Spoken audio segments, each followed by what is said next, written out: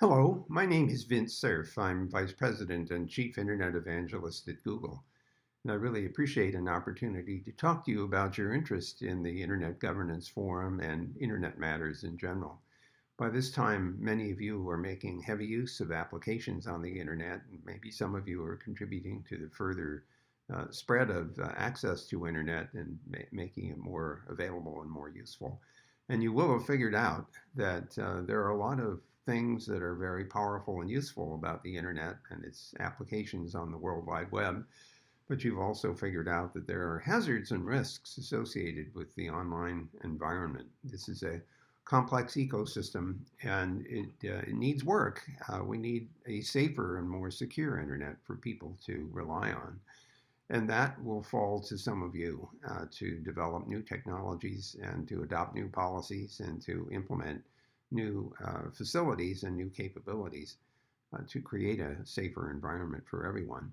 Some of that relates to strong authentication of identity, the use of two-factor authentication, the use of public key cryptography in order to maintain strong identification and also integrity of content so that people can't alter things and misrepresent things.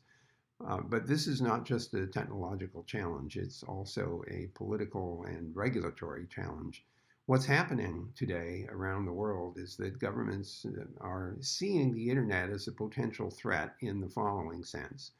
For authoritarian governments, the threat might be disruption of the government by people who don't like the authority of that government. And so their response to this is to find a way to control who does what on the internet, who says what, who is allowed to get access to what information. That's an understandable reaction, even if we don't necessarily agree with it.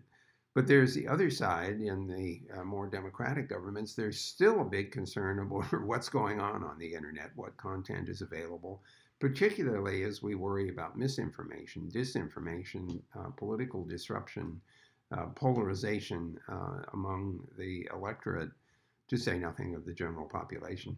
And so those governments are also worried about protecting not themselves so much, but the population from harm.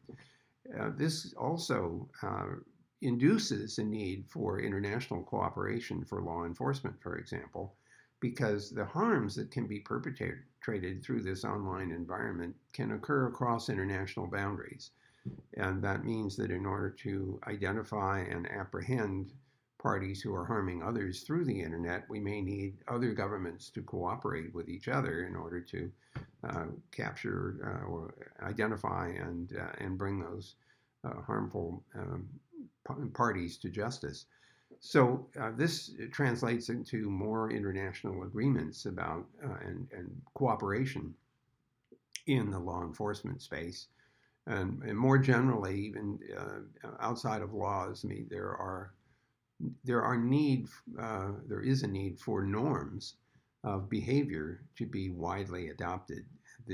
One of the Global Council for the Stability of Cyberspace has generated something like a dozen or more recommended norms.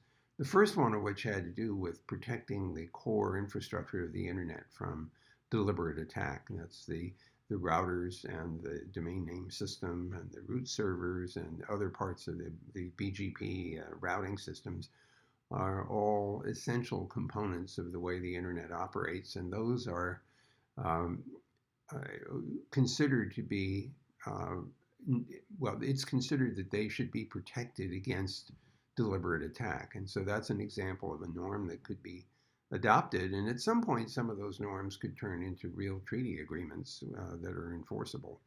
But even if they're not enforceable, it's still a good idea to surface those kinds of ideas and to advocate for their adoption.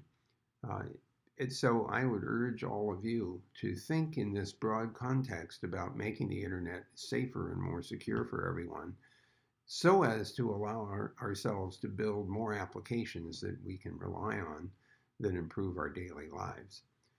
One last point to be made about all of this technology is that it is technology, and technology is never perfect, nor is it necessarily always reliable. And so I've come away with a certain amount of concern over the smartphone, as remarkable an instrument as it is, and it's turning into something you can use for medical evaluations and detecting of medical conditions. You could use it for streaming audio and video for conferencing, like we would be doing now if I were there live with you. So all those applications are there. But when it doesn't work for some reason, like the battery is dead or internet access isn't available, either the Wi-Fi doesn't work or the 4G or 5G isn't available, then suddenly a whole lot of things don't happen because the device isn't workable. And you end up with a kind of a cascade effect when, because of this not working, then that doesn't work. And then because that doesn't work, something else doesn't work.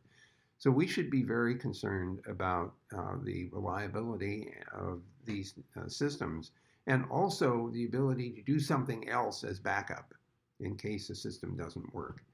And so those of you who are responsible for designing products that are programmable and use networks and so on should think how to make them more resilient in the face of possible failures. That even goes so far as to have, two-factor authentication with backup passwords that you can use if the two-factor system isn't working. So I will leave it to you to fashion your own future, fashion your own response to these challenges, because you will inherit them, like it or not. People like me will eventually go on to our whatever reward we've earned, and you will be responsible for making the internet better. And I'm sure that many of you will rise to that challenge.